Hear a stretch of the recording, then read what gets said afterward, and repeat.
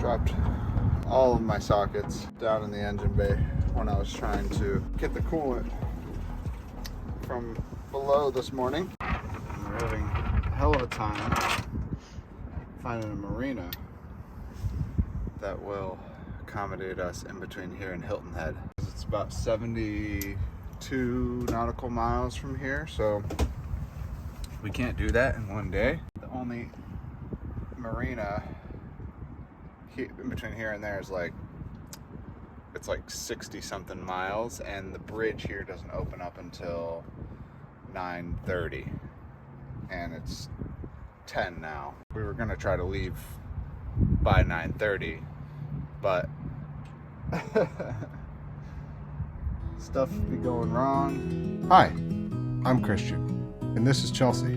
We're a couple of digital nomads from the US, just sailing our intuition wherever this beautiful life takes us. Our intuition is our guide in this life, and we find that when we are living in alignment with our joy, it just about amplifies everything. Don't forget to subscribe to our channel and hit the notifications bell so you'll be notified of our posts.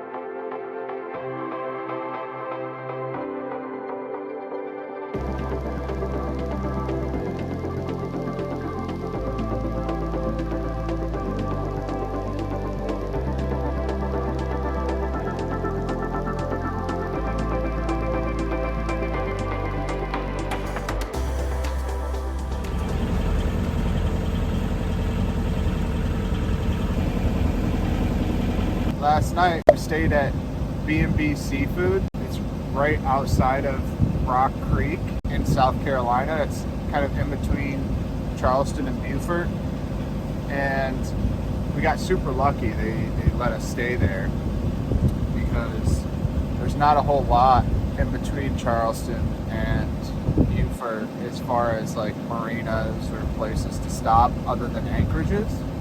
And we're not ready to, we haven't practiced with our anchor at all yet, so we were like trying to find a place for a while. We are leaving at first light. We have a horizon right now. It's like 6:15.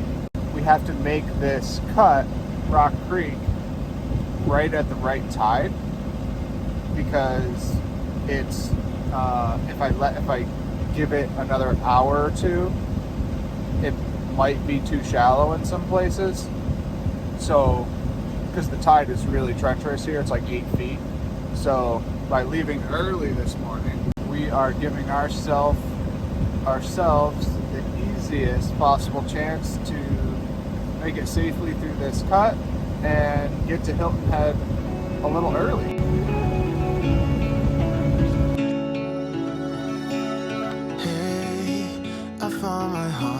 I found my heart again. You were standing there, you bravely let me in. I could wait a million years or more. Hear the alarm still going off on my chart plotter. We just made it through the Ashapoo cut. Yep, it's called Ashapoo. It's probably, in my experience, the most shallow, tight space on the ICW that we've traveled yet.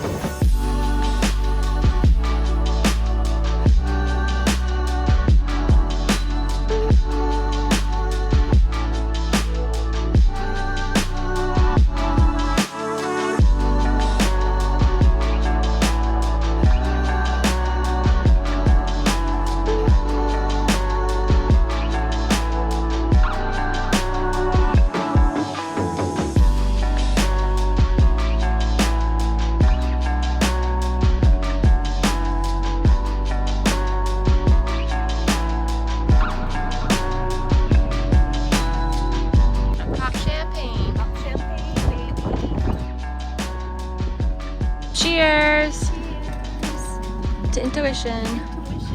All right. Ooh, sun glare. We are in our marina finally here in Skull Creek on Hilton Head Island, South Carolina. We have a bunch of things to do before we can set off again down south. One of those things, one of the more important things we need to do is we need to readjust our stuffing box, and it's kind of like been dripping for the last couple weeks, and I don't have too much experience with them, and I figured let's just get to where we're going and then I can adjust it there when I have the proper resources. I noticed that our automatic bilge pump was going off way too often, and our stuffing box is leaking quite a bit. So when we put it in the water, we had it adjusted. When we got down here, we noticed that it's leaking quite a bit. So we're going to adjust that today and make sure that everything is all good and stop taking on water in my boat. And then we are going to fix our freshwater pump and make sure that is working properly, probably get a new one just so we can have fresh water again. So many things break when you're underway. It's unbelievable. But I did know that. I did know that from other people's experiences on the water and just the wisdom of other sailors along the way. So I was expecting it. I don't know if that's a good thing or a bad thing. I don't know if I manifested problems or what, but we're going to get everything fixed, and then we are going to make our plan for getting the boat ready to live offshore. Everyday things kind of repaired first, and then we will worry about upgrades and things that we need for the boat long term after. So today we are fixing the stuffing box and hopefully fixing the freshwater pump or determining if we need to buy a new one, and then we're gonna go from there. So there's our stuffing box. We do have a leak, way too much coming from here, so we'll have to tighten the packing nut and the locking nut. First day one is going well. Ladies are cleaning, and the stuffing box is about 75% better than it was before. And I'm just waiting for some PB Blaster to take shape here and get rid of the corrosion on the rest of the thread on just before the locking nut, and then we will be able to tighten that all the way. So that's what it looks like now. And I am told that once we fix or stop the leaking from the packing, from the lock nut, tightening the lock nut further, the leaking from the shaft will also subside. And so far that seems to be the case, because it was leaking a lot more from the shaft when the stuffing box was leaking quite a bit. So it seems like as I tighten it, both are starting to diminish, and once I get the leak from the stuffing box down to one drip a minute, or in between 1 and 3 drips per minute, the other leak should stop altogether, and then our bilge pump should stop having to be the workhorse and keeping our boat afloat. The shaft leak to the stuffing box is fixed. We tightened it enough to stop the leak in the shaft, but the leak in the stuffing box, or the leak coming from the lock nut, is not down to where we want it yet. There's quite a lot of corrosion on the threading, so I sprayed it with a bunch of PB Blaster, was able to get it a little tighter, which diminished the leak quite a bit. My next project, once I get the leak in the stuffing box fixed, is to do the water pump. I believe it's the little plunger that's inside the water pump that's gone bad. So I have to figure out if it is connected to a fuse, and then if it is connected to a fuse, I have to make sure that that's not the culprit, and then likely not, and then we will order the water pump and get it replaced. I'm just gonna handle that tomorrow, probably once I get the stuffing box fixed. But for now, laundry, dishes, and then I think I might call it a day. It's been a long day.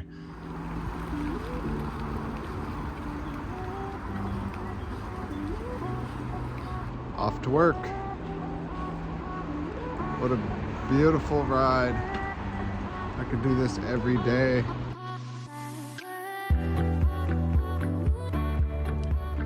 Oh, I may or may not have just crashed our drone.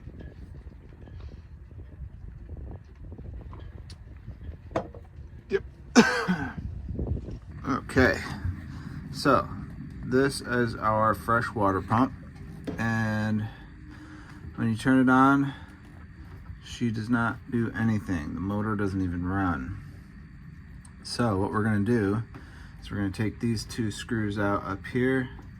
We're going to take 2 screws out on the bottom, and then we are going to test the positive and the negative to see if they're getting charge, and if they are, then we're going to take this pressure switch here off, maybe even the whole piece here, and we're going to clean it and then test it again and then see if it works. If it doesn't, then we probably have to replace this here.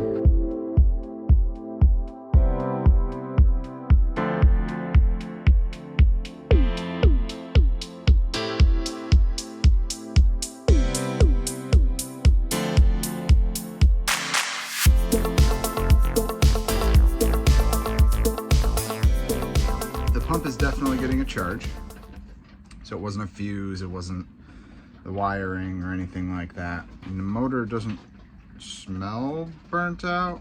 I think I'm going to take the top part off and inspect it and clean it, and then I will try to make it work. But I'll probably need a new pressure sensor. That's my best guess for right now. So we are going to try that. If it doesn't work, then I will get the same pump, brand new, and then I will just have an extra pressure sensor kit, because they actually go bad quite a bit. So I'll have an extra one of those if I have to replace the whole pump. If not, then we can fix it for fairly cheap. Good and bad news. They actually don't sell this pressure switch anymore, at least as far as what I could find online goes. So I'm going to run to the store and pick up a new water pump. I looked online to see if I could find a cheaper one, but it looks like West Marine has pretty reasonable pricing on this particular item, so I'm gonna go there. I'm gonna pick that up, but first we are going to clean this strainer because it's a little dirty in there, and might as well. I mean, we're right here doing this right now, so I'm gonna clean this and then we can put it in. All right, so we got it all wired in. We got the positive and the negative wired in. It's kind of interesting. I think they mixed up the orange and the red cables on this specific unit, but those are wired in. I have some heat shrink that I put on there, and then we are going to screw it into the wall here. Actually, I think I'm going to screw it in a little lower than it was before, because this Y valve was always like running into this this hose, and it was like hard to turn. So I'm going to try to adjust that a little bit and then mount it, and we're good to go.